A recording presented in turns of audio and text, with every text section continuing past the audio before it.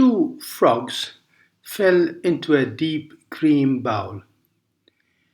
The one was wise and a cheery soul. The other one took a gloomy view and bade his friend a sad adieu. Said the other frog with a merry grin, I can't get out, but I won't give in. I'll swim around till my strength is spent. Then I will die the more content. And as he swam, forever it seemed, his struggling began to churn the cream, until on top of pure butter he stopped, and out of the bowl he quickly hopped.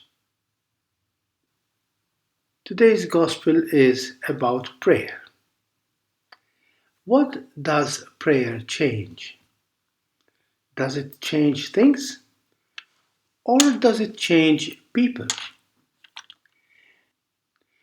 We humans are all like that poor widow of the parable. She is an apt symbol of human fragility, weakness, vulnerability. We humans, we are needy creatures like that poor widow. We need to turn to someone who can help us find or get what we need to survive. All religions are marked by this need of some supreme being who controls what we cannot control, who will do for us what we cannot do for ourselves. This is natural. But is this the faith Jesus is speaking about? When we do not obtain what we want from our prayers, is there something wrong with our prayers or something wrong with God, who does not grant us what we need or desire? Let us start by distinguishing between begging and praying. When we beg for something, our focus is on the thing we need, the thing we are asking for. Our daily bread, rain for the crops, a job, a cure, a million other needs. If God is a loving Father and loves us, He will surely give us what we ask for. But what is more important for me when I beg for the things I need? Is it the gift or the giver? Who is more important in our begging? Is it me and my needs or God and His presence in my life? My mind and heart are fixed on the thing I need rather than on the person I am begging from.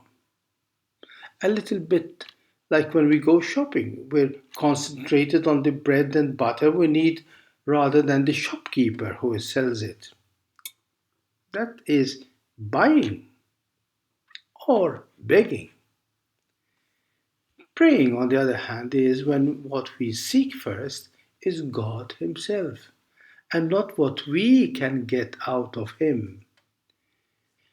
We may bring our neediness to God, but what ultimately is most important is not what we get, but whom we love. This is true prayer. It is an experience of union and communion with God, the joy of being with Him and living, yes, our neediness, our pains, our joys in Him and with Him. Prayer helps us to place ourselves in God's loving presence for His own sake, purely and simply. How often our prayer becomes a long shopping list of things we need. We hope that God will be good enough to help us get them. This is not a bad thing. We need those things.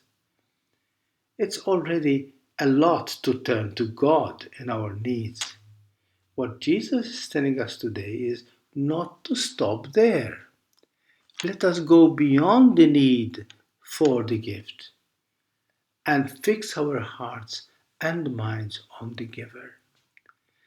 Life will give us a bit of everything: joys and pains, friends and enemies, successes and failures.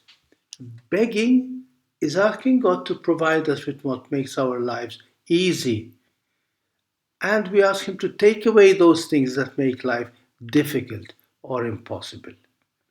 Praying is loving God so much that we seek Him first, in good days and in bad days, in pain and in pleasure.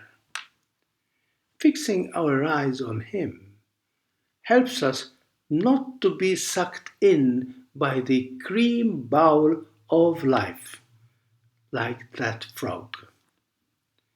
If we allow ourselves to be sucked in by the inevitable challenges and problems of life, we will inevitably drown in them.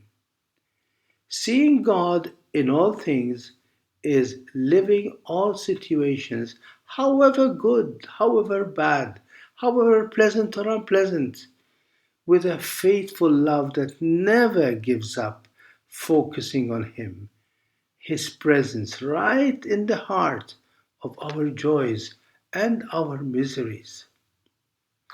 Is it not true that the greatest love shines best in the deepest darkness of pain and trials?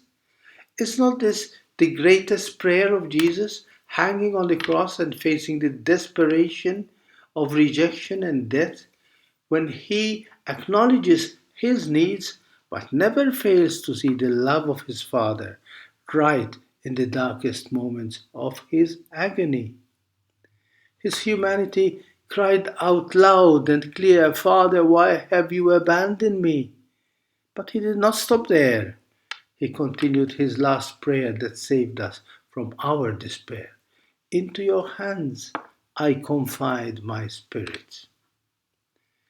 In the painful struggle that is our life, let us also pray for the grace not to remain beggars, seeking what we can get out of God, but learn how to seek first and foremost God Himself as the only and supreme gift.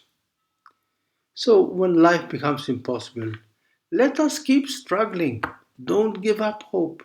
Let your faith in a loving God, who is much greater than your misery, give you the strength to keep the struggle with peace in your heart. Remember Moses in the first reading.